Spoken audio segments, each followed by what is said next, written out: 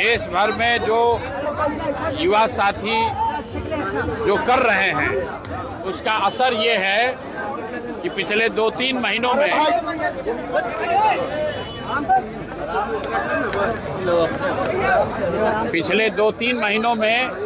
आप देश में लोकतंत्र की ताकत को देख रहे हैं। इसी बिहार में पिछले 3-4 वर्षों में जितनी बार कोई प्रदर्शन करने आया हो, चाहे समाज का कोई भी वर्ग हो, सब पर लाठी चली है।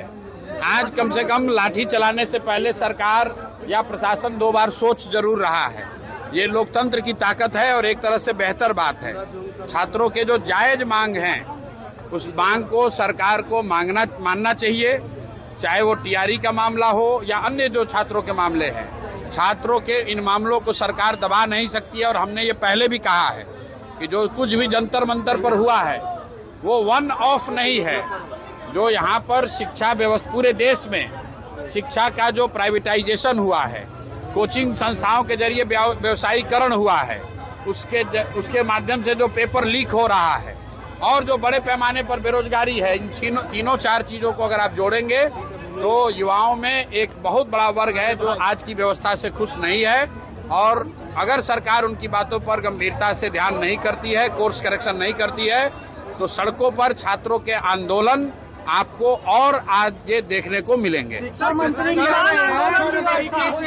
तेजस्वी यादव को कहना पहले 10वीं पास कर ले। प्रियंका गांधी ने जो लोग मुझे खोज रहे हैं तो हम तो यहीं पटना में ही हैं, रोज यहीं पर घूम रहे हैं। सर, किसानों ने भी आज आंदोलन किया है, हम जमीन नहीं। किसानों का जो आंदोलन है, ये जो 11 सैटेलाइट सिटी बनाने की योजना की घोषणा सरकार ने की है, तुरंत फुरत में बिना कुछ समझे हुए बड़े उद्योगपति और बिल्डर्स को मदद करने के लिए बिहार के सामान्य परिवार के किसान, सामान्य मध्यम वर्गीय किसानों के जमीन को औने पौने दाम पर लेकर बड़े उद्योगपतियों को, बिल्डरों को देने की जो साजिश है और 1 साल उस जमीन पर कुछ काम नहीं होगा, कोई खरीद बिक्री नहीं कर सकता है, उसके खिलाफ समाज में व्यापक असंतोष है।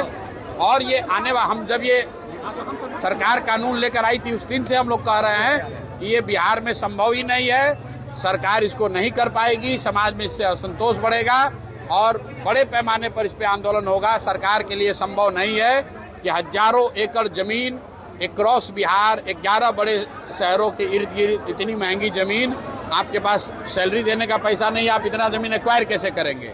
और एक्वायर करेंगे तो किसानों को, भूमि धारकों को उनका मुआवजा मिलना चाहिए।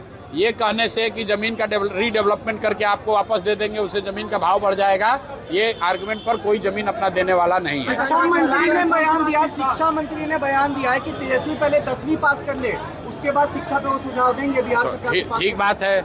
तो अगर तेजस्वी यादव को 10वीं पास देने का सुझाव मिथिलेश तिवारी जी दिए हैं तो हमको लगता है कि अगले कैबिनेट की बैठक में अपने मुख्यमंत्री सम्राट चौधरी को भी ये सुझाव देंगे कि तेजस्वी के साथ साथ सम्राट चौधरी भी अगली बार 10वीं का एग्जाम दे दे। मैं तो बिहार की जनता की ओर से, पढ़े लिखे युवाओं की ओर से, उन सारे लोग की ओर से आग्रह करूंगा कि यहाँ के नेता, मुख्यमंत्री सम्राट चौधरी और विपक्ष के नेता तेजस्वी यादव, दोनों आदमी अगली बार मैट्रिक का एग्जाम देकर पास हो जाए, ताकि यहाँ के लोगों का विश्वास हो कि भाई इनको ये मैट्रिक भी पास अपने दम पर कर सकते हैं। दोनों को अगली बार मैट्रिक का परीक्षा देना चाहिए।